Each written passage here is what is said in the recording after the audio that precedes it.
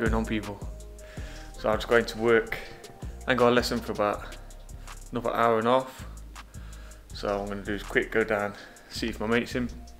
He's also got a lesson later. I'm going to go and do a quick track session together, I think, or maybe, you know, maybe the plan's changed.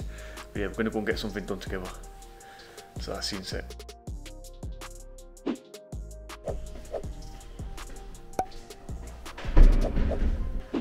So that's my changing room there. 2 changing rooms in the gym, the gym stuff.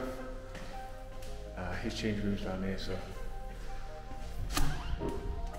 And his car's there, I just see his car pull up, so I think it should be in. So we'll see.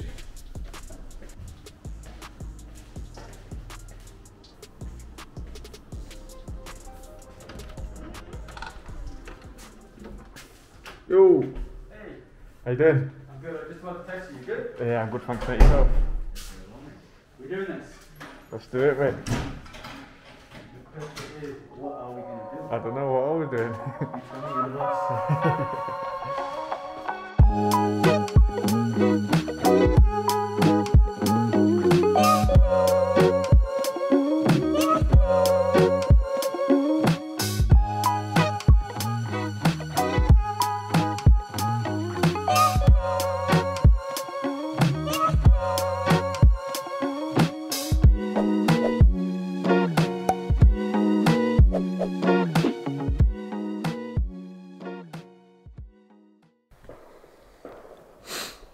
Okay, so Ali's come up with the session. Sounds pretty good.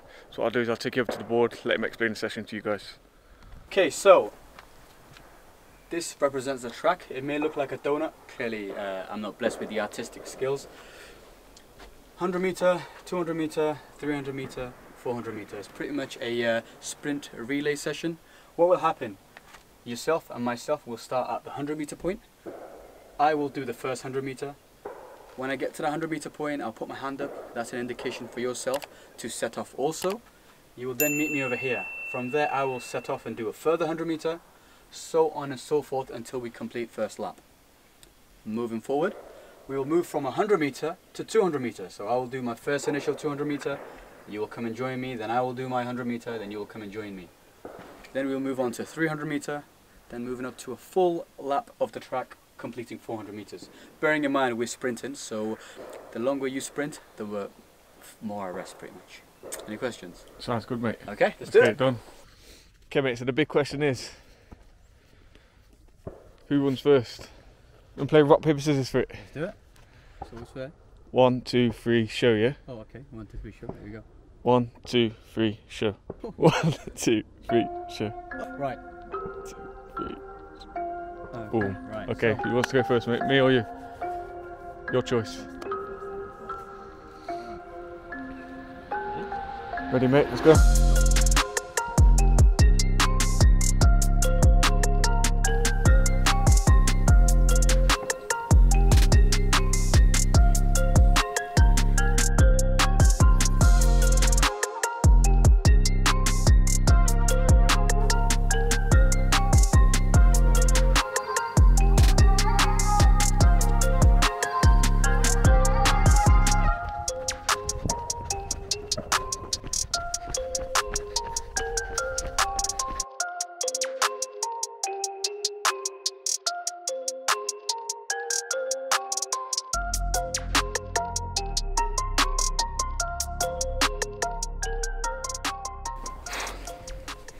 Good session, mate, thank you. any problem? It's a pleasure. That was good, man. Yeah. Right, that's the lesson done with. What do you want to do? Do you fancy getting a brew? Let's do it. It's the session done with. I'm gonna go over to Starbucks now, get a brew, and sit and have a chat before our lesson. So I'll catch you soon.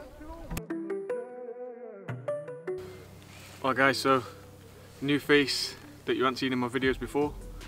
He's a good guy, worked with him for the past year. When I first come here, he made me feel really welcome as well, so I'm always grateful for him for that. But I'll just let him introduce himself. Morning YouTube, my name is Furkan Ali, also known as Corporal Ali over here. I've been working at this gymnasium or this establishment for the last 3 years. Got plenty of experience and I'm looking forward to have a little session with my friend over here. Dan Tomlinson. Okay, so what I'm going to do is just going to ask a couple of quick questions. Okay, so mate, the first thing that everyone's going to ask, clearly I think what would be a big question is from the off is, what's with the beard? Are we allowed beards in the army? People think that we're not allowed beards in the army. Why have you got a beard? Okay, so I'm a Muslim, and as part of Muslim religion, men can wear or keep beards. Now, in the army, you're allowed to keep beards as long as it's kept neat and trimmed. You also have to seek special permission from your chain of command, who then can authorize for you to be able to wear a beard. If it's allowed in the army, well, some people may have medical conditions which as a result exempt them from shaving to a certain point. They can have a beard or a stubble as long as it's again kept neat and tidy. But for myself, I'm allowed to have it as part of my religion, as I'm a practicing Muslim. So the army really do cater for that need. That's good. That's interesting. Is there any restrictions on how long you can have it? Yeah. So as per my faith, I can have it up to a length of a fist. If it exceeds my fist length, then I have to cut it. So sort of every once a month I get my regular trim just to keep it nice and tidy. Of course it can't be messy, it has to look neat and presentable. Look at me, so you just mentioned you're a practicing Muslim with the beard, so can you talk to us a little bit about being a Muslim and being in the army as well, or what you have to do? Of course, so as part of me being a Muslim, I have to pray 5 times a day. That's all evenly distributed throughout the day. And I have to fast in the month of Ramadan. I have to pay my obligatory charity, and there's a few more things. Army's been very sort of catering in that need, so yeah. Okay, so I know a small amount about the Muslim community and what you have to do and stuff, so Ramadan, can you talk to us a little bit about that? Of course, so Ramadan is an actual name. So see the way we have the Gregorian calendar where you have January, February, March. Ramadan is a name of an Islamic month, and in that month we fast for the duration of the month. And the basic ruling is from sunrise in the morning to sunset in the day. We cannot eat, we cannot drink, we shouldn't swear, we shouldn't do anything naughty, pretty much be on our best behavior for the whole day, and that lasts for a whole month. Okay, must be tough. Yeah, it is. Tough. I've had people try and practice in it. It's actually not hard. You'll be amazed at how adaptable your body can actually be. Okay, so when in Ramadan, when fasting and stuff, does the army support that while you're doing that for that month? Absolutely, a very good question. So when I first joined the army, when I wasn't an instructor, I was exempt from taking part in any physical activity.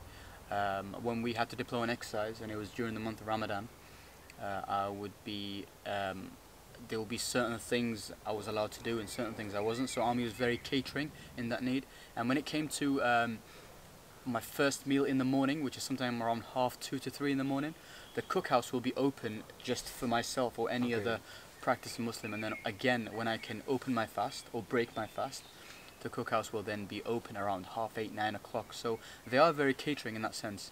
Now as an instructor, I will take part in circuit-based lessons. However, running and tabbing and anything arduous, I'll be exempt from doing it. So yeah, army is quite catering in that sense.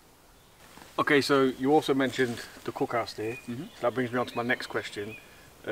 Food, so Muslims only halal food, is that correct? That's correct, that's absolutely correct. And does the army provide dietary requirements for you?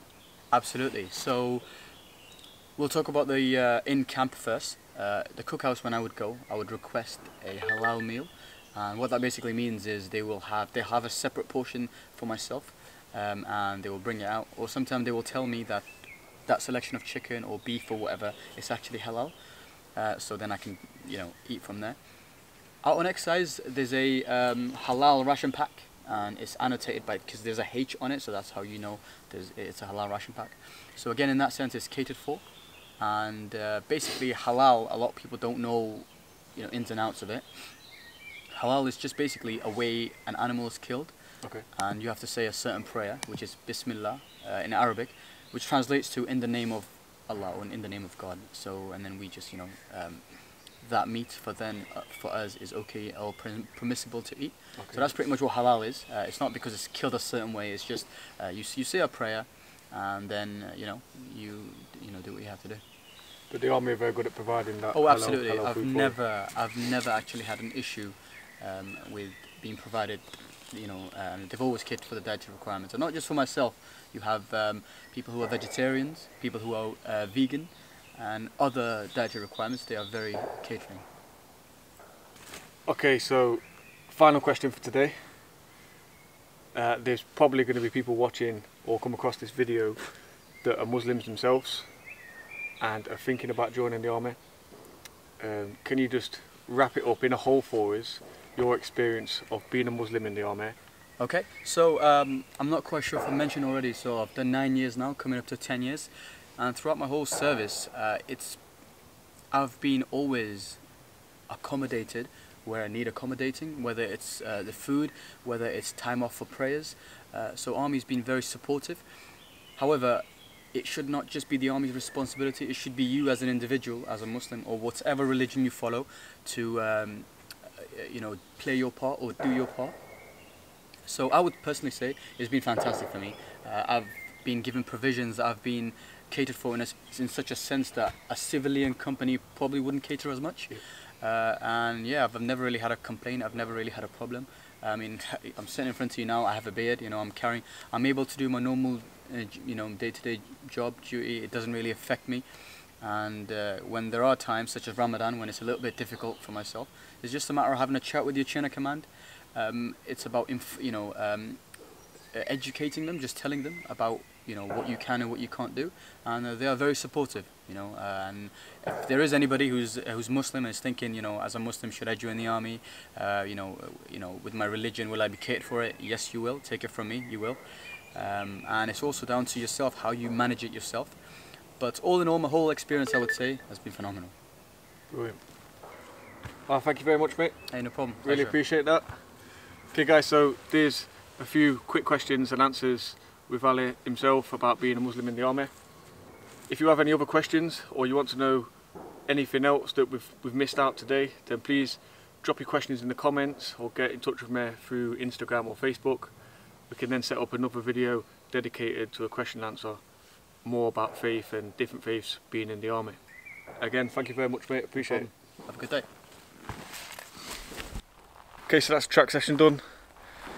Quick question and answers. Big thanks to Ali for sorting the track session out.